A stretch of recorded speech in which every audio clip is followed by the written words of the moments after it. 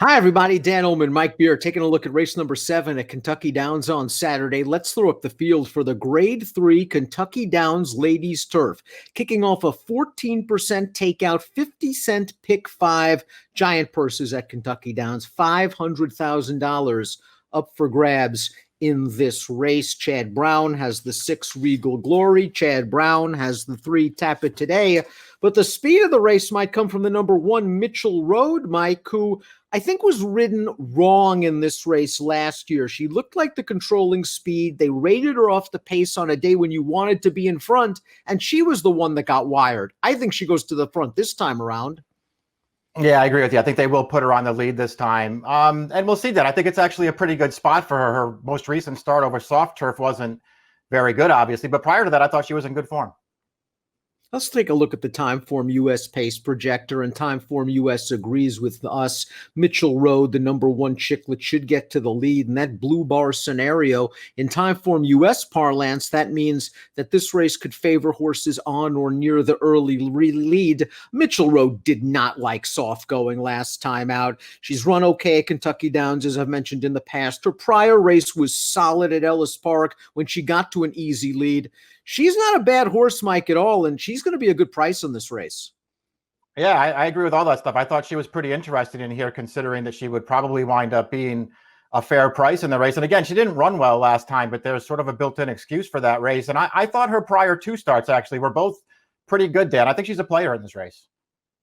Princess Causeway, the number 2, as you see, has the tactical speed to sit close to the pace. She's another one that had a built-in excuse for her most recent run at Ellis Park. It was soft ground, and I don't think she likes a lot of give. She won at Kentucky Downs last year, an optional claiming race from stalking range. A similar trip is coming. It's just a question of how good she is. Yeah, that is the big question with her. How good is she? Is turf really her best surface? I mean, she's won on it a couple of times. We'll see what happens. She's a big price in this race if you like her. I just wonder if this race might just be a little too tough for her. Tap It Today returned from a minor layoff last time out in the Matchmaker at Monmouth, going 1 1/8 miles, and she did a lot of work in the early portion of that race. She was ridden very aggressively by Antonio Gallardo to go after a fast horse in Valedictory, and she won the duel with Valedictory but lost the war. A quality race, the winner coming back to earn a 96 buyer when taking a stake at Laurel, the 3rd place horse coming back to win a stake at Saratoga with a 93. I like the cutback in distance, and I don't mind her sitting just off Mitchell Road with first run turning into that long straight. I agree with all that stuff. I think she's a big player in this race. I liked her early in her career, Dan. Obviously, she had an injury after that risk averse at Saratoga. She missed a lot of time, but I think she's actually come back from that long layoff and shown that she can really still run. And she also, as you said, has an excuse for her last race. She ran better than it looks.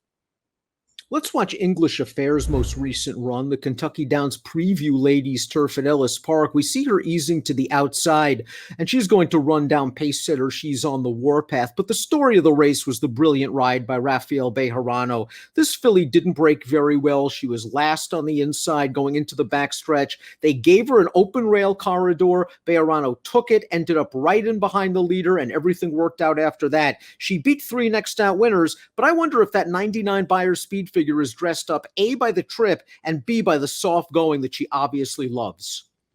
Yeah, certainly. It feels like, considering how much of an improvement it was, it feels like there was a whole confluence of events probably that led to that 99 buyer.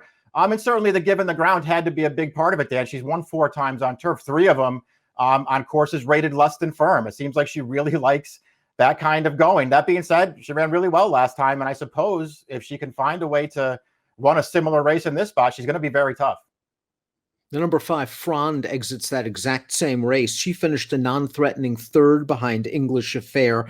She seemed to like the soft ground as well. It's interesting when you look at Frond's race, when you look at English Affair's race, just a drastic increase in both of their buyer speed figures. Do you think there's a chance maybe that speed figure a bit inflated? Yeah, I do think that figure is probably a bit inflated, and we'll see if these 2 horses can back it up. In Fran's case, even with the 89, it's a figure she's never even come close to before, and even the 89 is probably not going to be enough to get her a piece in here. Let's talk about Regal Glory. This is a multiple graded stakes winner for Chad Brown, getting some needed class relief. She was in tough against Newspaper of Record in her last two starts. In the Intercontinental, she caught the yielding ground that Newspaper of Record loves. She was coming off a layoff, which didn't help her cause, and she was the one pushing that fast pace early. All in all, she ran well. Last time out in the Just a Game, I can understand they rated her off the pace, which was a lot slower, and Newspaper of Record took them on a merry chase. She just makes a lot of sense dropping in class here. And it's really all about whether she handles this course. Yeah, I agree with all that stuff. I mean, she was a good 3-year-old, actually a good 2-year-old as well. She got started late, but a good 2-year-old, a really good 3-year-old. And I think she's actually run well in both of her starts this year, as you say, in races that she basically had no chance in. A really good second in the Intercontinental. Last time, they very strongly rated her early in that race, and she actually ran past Uni into second in the stretch, and then just flattened out a little bit at the end. But all in all, not a bad performance against some much better horses. She just makes a ton of sense in this race. Millionaire Lady Apple, the number 7, is a multiple graded stakes winner on the dirt. She'll be making her turf debut on Saturday. She's by Curlin, certainly an acceptable turf stallion, 11% winners with first-time turf runners. The dam was grade 2 placed on dirt. She went 0 for 1 on the surface. She's foaled 3 turf winners from 10 to try the surface. I think she has the class to fit in a race like this, but her current form is suspect, and I'm not sure there's enough turf that makes me want to really play her, even at a moderate price. Yeah, I didn't see enough turf either. Listen, I got to admit, I'm not a big fan of hers on dirt. She's obviously pretty good on that surface. I'm not a huge fan. And I don't know, just looking at her pedigree and just the way she's been running lately, it didn't make me want to take a chance with her in this race as she switches surfaces. Number 8, Secret Message, goes out for Graham Motion and Johnny Velasquez. Let's watch her most recent start, the Perfect Sting Stakes. Slow pace up front, widest turning for home. That's not exactly a recipe for success against top horses, but Secret Message, to her credit, comes with a determined late run to finish third here, only beaten a length. And it's worth noting, the winner had a nice rail skimming trip for most of the way. So Secret Message, I thought, lost substantial ground. This race came on the heels of the Jenny Wiley, a race in which she was simply overmatched. Right, overmatched than Jenny Wiley. Just had no chance the way that race was run either. A rated pace, closers way up against it. I thought maybe similarly last time, but at the end of the day, she's just a grinder, and she doesn't have the burst of acceleration that Feel Glorious, the winner of that Perfect Sting, had, because they were in kind of the same position upper stretch, and she just couldn't accelerate, but she stays and stays. I really feel like the Kentucky Downs Turf Course could actually help this horse, and her good race makes her very tough in the air.